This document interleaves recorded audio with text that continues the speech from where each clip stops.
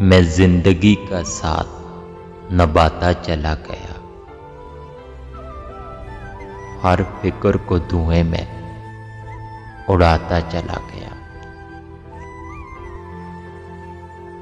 बर्बादियों का शोक मनाना फजूल था,